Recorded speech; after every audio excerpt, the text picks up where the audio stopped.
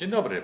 Witam Państwa bardzo serdecznie na kolejnym wydarzeniu organizowanym wspólnie przez Akademię Kultury Społecznej i Medialnej w Toruniu, Biuro Współpracy Międzynarodowej i Międzyuczelnianej realizującej wspaniały program Erasmus+ oraz Regionalny Ośrodek Debaty Międzynarodowej w Toruniu.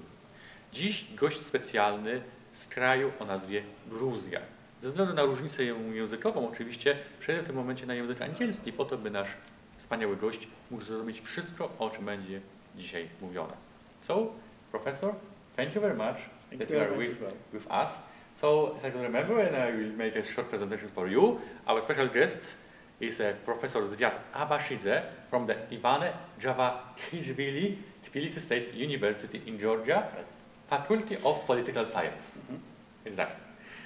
Professor is from Georgia, from country which is far away from us, but he decided to accept our invitation for this special interview, and I have to say thank you very much.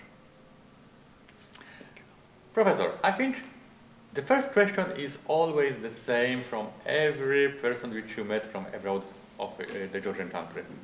Is it your first visit in Poland? Fortunately not. Oh, it's good to hear. Yes, I've been many times. First time I came in Poland, it was 2004, the time of Polish exception of the European Union. This was an exchange program sponsored by the Polish government for young researchers. And I spent some time in Krakow, in Jagiellonian University. So then I visited many times again in Poland, in Krakow, Wrocław, some other cities and universities. Still today I have some good contact with Polish academia, I would say. There are some, we have some common projects, some common even articles in some periodical publishing houses, and so on. So still today, I'm trying just to keep some good contact with Polish, my friends and colleagues that I have. It was in 2004, and as we all remember, in this year we celebrate 20 years of being the part of the European Union. And my another question is, are concentrate about your knowledge about Poland and Polish people before your first visit to Poland. What did you know about Poland, Polish people before your first visit to Poland? What was your knowledge about our country? Do you remember that? Well, that's an interesting question. So generally, no, as far as I'm from the part of political science and history, I have more or less some knowledge about the Poland. But if you take a general knowledge, for example, of Georgian, ordinary Georgian to the Poland, well, mostly it was connected maybe with football. Oh, nice. Maybe it was connected to some Slavic word, generally. Okay. Because sometimes the people from non-Slavic the nations, okay, they differentiate some Slavic peoples, but sometimes they have an expression that those Slavic people, they have more or less the same socio-cultural the background, let's say so. Of course, I was not from the part, but anyhow, I'm saying how it was the general impression of the ordinary people to the Poland. And nowadays, if you compare, it's much changed. People have much knowledge about the Poland, Polish history, politics, and so on. So that is. And what else? From the 19th century, we had quite big immigration of Polish people in Georgia, and most of them, they were immediately immigrated in the Georgian society. Most of them, they could make architects, writers, doctors, you know, the competent persons. So they try, the image of Polish in Georgia was quite respected, I would say. There was quite big, a lot of mixed marriages and so on. So this understanding was like from mostly coming from the 19th century, like a good Polish who came to Georgia, and from the modern side, like a Poland who is going to the European Union from the communist past, like this, a general, I would say, if you will. Yeah. Thank you very much. Thank you very much. My other questions are more concentrated about the country which you represent, Georgia. Can you describe what is the country? What does it mean being a Georgian person? Well, Georgia is situated between so-called east and west. Well, it's not a big country in terms of the geography and population. It's connected to small countries categories. Well, with quite long-standing history, but at the same time, not very long history in terms of modern state, if you say, because we became a modern state only in 20th century, you know, after the collapse of the Russian Empire and later the Soviet Union. So this is kind of mixture.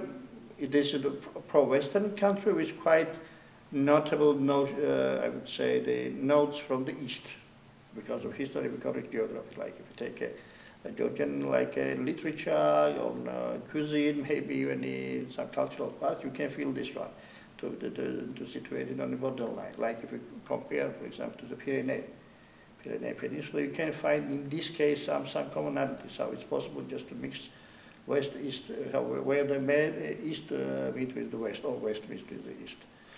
So nowadays the country whose people is claiming from European Union. Now we have sometimes some debates about this one internally in internal politics, but generally people is pro-Western oriented and they're aiming to go to the West more than to the East. They stay under the Russian influence. Who lives in Georgia? Well, in Georgia we live ethnically Georgians and plus at least 100 ethnicities. 100 ethnicities, but generally the biggest minorities, they are Azerbaijanians, they are Armenians, we have some Jewish minority, we have some Kurdish minority, even a Polish minority, at least we had the Polish minority, some Russian speakers as well. Sometimes those Russian speakers are Russians, maybe sometimes not Russian, but Russian speakers. And plus many the small nationalities and ethnicities. Generally, it's a multi-ethnic country, generally we say so. What about language? Well, language is quite unique in sense of the language families. You know, it's a unique language. It not belongs to the Indo-European language family, not just some other language families. And still today, for linguists, it's quite hard to say from which part of the family's Georgian the language is coming from. Yeah. You represent the Tbilisi State University. Can you say something about this university? Well, that was the first university in Caucasus that was established in 1918, before the declaration of Georgian independence from the Russian state. Still today is the biggest university in Caucasus, biggest university of course in Georgia, and leading universities. Yeah, we have some other universities as well in Georgia, but still today this is the leading and most prestigious, the university brought in this country.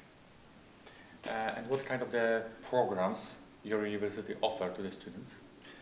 We are engaged in this Erasmus exchange programs as well. There are some English language programs as well for the foreigners in social political sciences, in the faculty of medical science as well, and at the same time in economics and the law. They have also some English, let's say, international oriented, mostly master's programs, not BA programs, mostly the master's programs. So if someone wants just to study something in Georgia, they welcome these international students just to come there and to be a part of Georgian studentship, let's say so. Thank you. I think a lot of our viewers are interested about the current situation in Georgia, especially after going to the protests which we saw in television, in mass media. So how you will describe the current internal situation in Georgia? Well, current internal situation is quite tough, I would say. Government decided just to adopt the law, which is, let's say, maybe not forbidding, but labeling the NGOs or some media resources who are sponsored by the foreign sources as the entities of foreign influence. And legally they are not going just to be vanished, but generally the law maybe will victimize some people as a foreign agent there. People are protesting because from the one side this is the threat to the civil society, from the other side the European countries plus the United States, they're against all this. The law in terms of Georgian aspiration of European membership they're saying that if Georgia adopts the law, Georgia is losing the opportunity to become a member of, in the future, in the European Union and the Western society. And they try this let's say, polarization inside between the government and between the society, because most of the society, they're protesting this adoption of the law, especially the young generation. They're on the leading front lines, let's say so, on these protestations. And still today, government is explaining how he is planning his step, that he is trying just to keep the sovereignty of Georgia against of some foreign influence, and to keep its traditional values or socio-cultural traditions, something like this. Well, that is in short. Is it safe? Well, still today it's safe. I would say that this is safe. Mm-hmm. And there are some tourists that go to Georgia, and no one is, touching the tourism, and foreigners who are living there. I will hope they, in the future, it will be safe as well. Because traditionally, Georgia, like in the last 10 to 15 years, it's regarded as a safe country. Mm-hmm. Still today, it's regarded as a safe country. We are hoping just to end this political crisis with good results, let's say so, without some future, some deterioration. Yeah. So for Polish tourists, we can say that we can go to the Georgia, no problems. Is it safe? Well, still today, it's possible just to say. Mm-hmm. Still today, I'm free to say, I can say that it's possible just to go there and just to enjoy the being in Georgia. And hoping it will be the same in the summertime, in the next time as well. Because traditionally, we have quite big part of Polish international tourists in Georgia, mm-hmm. especially to the seaside or mountains. They like to come there, and yet they are welcome again, of course. For the Polish people, our history is very important. What about the history of Georgia? Is it important for the Georgian people? There are some differentiations between the people so-called post-historian and historical nations. So we are connected to the historical nations in this case, because if we take our the process of modernization, as far as we became a little bit later as a modern nation state, still the country is quite strictly interconnected to the past history. And so for every Georgian, like Georgian history is a part of their national proud and identity. So without the history, it's not possible just to understand the Georgia. Yeah, that is. Yeah. So history has a huge impact in absolutely, the identity absolutely, of the Georgian identity. Absolutely. What about the neighbors, Georgian neighbors? How looks like the current level of the relations between Georgia and the neighbors? Well, the most problematic neighbor is Russia from the north. Mm-hmm. Because Russia is not only a problematic neighbor for Georgia, of course, for other countries as well, you can see it. Mm-hmm. So, traditionally, the last political situation that we have in Georgia, it's, I think that is Russia's informal trying just to impact on Georgian situation. And as far as the countries trying to become a part of broader West, for Russia is regarded as a threat. That's why Russia is trying from the different sides just to let's say, to stop this type of Georgian trajectory of development. But as for others like Turkey, Azerbaijan, and Armenia, in this case we have absolutely, at least not a problem. That's not possible just as a result. And the other neighborhood is quite quiet.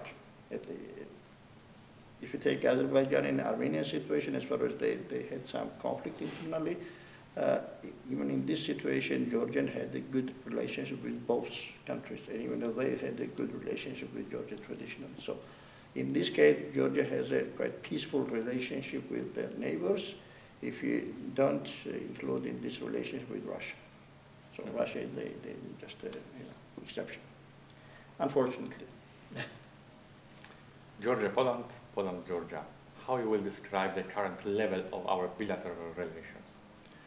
Well, traditional Georgia and Poland, they have quite good, let's say so, images to both sides.